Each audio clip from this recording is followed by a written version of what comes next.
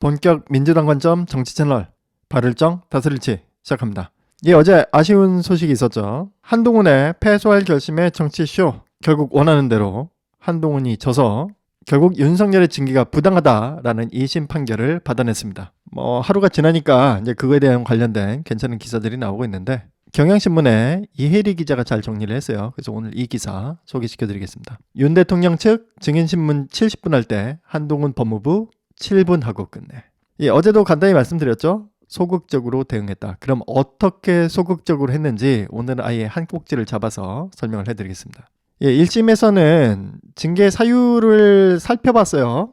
실체적인 거를요. 재판부 분석 문건 작성 배포, 징계 사유를 인정을 했고요. 채널A 사건 감찰 방해, 윤석열이 감찰 방해했다, 인정했고요. 채널A 사건 수사 방해도 인정을 했습니다. 다만 이 정치적 중립 훼손에 관한 부분은 불인정.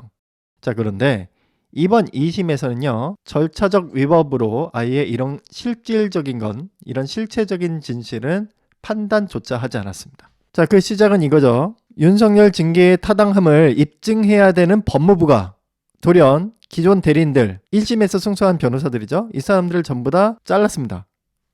자르고 정부 법무공단으로 교체를 해버렸어요. 1심에서 법무부 승소를 이끈 기존 대리인들을 갑작스럽게 바꾸면서 승소할 의지가 없는 것 아니냐라는 의구심이 제기됐습니다. 패소할 결심 어떻게 움직였는지 봅시다. 준비 서면 지나치게 늦게 내기, 그냥 늦게 내기가 아니라 지나치게 늦게 내기. 그리고 재판에서 성문법도 중요하지만 판례가 중요한데, 윤석열 징계 절차의 적법성을 뒷받침하는 판례를 제대로 제시하지 못했다. 이게 못한 거겠습니까? 안 한 거겠죠. 이걸 보다 못한 재판부조차도 이거를 가지고 지적을 한 거예요. 너네 정말 이길 생각이 있냐. 그리고 이제 아까 나왔던 표제죠. 윤석열 측 변호인들이 증인을 상대로 70분 동안이나 신문을 할 때 윤석열 징계의 타당함을 입증해야 되는 법무부 변호사들은 7분 만에 신문을 마치는 시기였다. 대충한 거죠. 재판이란 건 당사자주의입니다. 재판장은 그 중간에 심판을 보는 거예요. 그러니까 강하게 주장을 해야 되는데 하지 않았다. 이러니까 추미애 전 법무부 장관이 재판쇼도 잘한다, 패소할 결심 시나리오, 연출, 배우로서 연기 모두 마치느라 수고하셨고 정치 무대로 이동하실 일만 남았다라고 비꼰 거죠. 요 참여연대 논평도 괜찮습니다. 2심 법리를 따른다면 법무부 장관은 소속 외청장인 검찰총장에 대한 징계 자체를 실효적으로 집행할 수 없다는 황당한 결론이 따른다. 그러니까 이번 2심 법리는 징계의 타당함, 징계의 부당함, 이런 실체적인 진짜 판단해야 되는 건 판단을 아예 안 하고 절차적인 부분에 문제가 있으니까 이런 건 검토도 안 하겠다고 넘어간 겁니다. 이렇게 되면 이런 문제가 발생해요. 사실상 검찰총장을 징계 불가능한 것으로 성역화하는 것이며 민주적 통제의 예외로 만들어버리는 것, 이렇게 됩니다. 자, 그리고 또 중요한 이슈가 있어요. 판결을 법무부가 그대로 수용한다면 직무유기이자 대통령 감짝이라는 비판을 피할 수 없다. 즉각 상고해야 한다. 여기서 참여연대가 주목한 부분은 이 부분입니다. 즉각 상고해야 한다. 지금 2심까지 끝났으니까 법무부가 2심 판결에서 뒤집혔으니까 즉각 상고해서 대법원으로 가져가야 되는데 지금 상고할지 안 할지도 모른다는 거 아니겠습니까? 그냥 이쯤에서 끝내서 이 징계 관련 재판을 끝내려고 한다.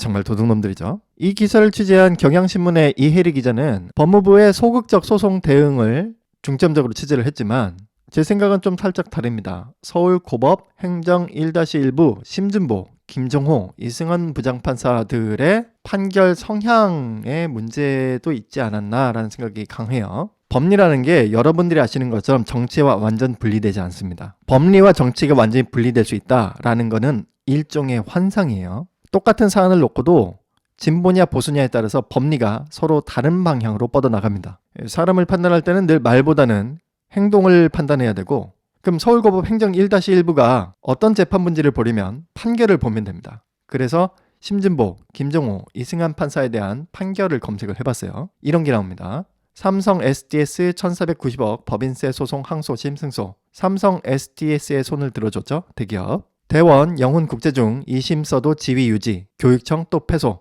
또 사학재단의 손을 들어줬습니다. 고 신격호 명예회장 2천억 원대 증여세 불복 소송 2심도 승소. 재벌의 손을 또 들어줬다. 또 다른 판결. 코롱생명과학 인보사 연구비 환수 처분 취소 소송 2심도 승소. 주식하시는 분들은 인보사 사태 아실 겁니다. 이게 신약이 실패하면서 개미를 울렸던 사태인데 실패한 연구는 아니라면서 회사의 편을 들어줬죠. 대기업 코오롱 생명과학. 주광현 전 해양박물관장 해임 취소 소송 2심도 승소.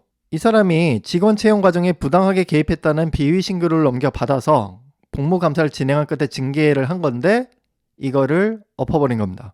이때도 되게 형식적으로 판단했죠. 해수부가 사전 통지나 의견 제출 기회 없이 해임했다. 그러니까 이 해임은 취소해야 한다. 또 형식적으로 봤습니다. 세월호 논란 유병헌 장녀 세금 불복 소송에서 2심도 승소. 세월호 참사의 주범 중에 하나인 유 씨에 대한 세무조사 끝에 결국 허위 컨설팅 계약 이유로 세금을 17억을 매겼는데 결국 이거를 다시 유병헌 장녀에게 돌려준 거죠. 방금 전에 말씀드렸던 게 다 실체적 진실들이 다를 수도 있어요. 개별적인 상황도 다를 수도 있고. 자, 하지만 여러 판결들을 쭉 놓고 보면 일종의 방향성이 보이죠. 예, 굉장히 보수적인, 굉장히 수구적인 판결을 일관되게 내려왔다. 그 디테일의 다양함이 있으니까 어떤 거는 유죄가 되고 어떤 건 무죄가 돼야 되는데 이렇게까지 친재벌, 이렇게까지 친기업적인 판결이 누적됐다라는 건 문제가 있는 거죠. 재판해 보신 분들은 아시겠지만 판사가 편향되어 있으면 그 어떤 법리도 소용이 없습니다. 법무부가 소극적으로 대응한 거 플러스 보수적이고 수구적인 서울고법 행정 1-1부가 사고를 끝내 친 사건이라고 정리할 수 있겠습니다. 우리 사회는 보상과 벌칙을 잘못 주는 것 같아요. 잘못된 일을 했을 때 징계를 하고 혼을 내야 되는데 오히려 잘못된 행위를 하고 대통령까지 됐으니 나라가 개판이 되지 않을 수 있겠습니까? 바로 그게 윤석열과 김건희를 탄핵해야 되는 이유입니다.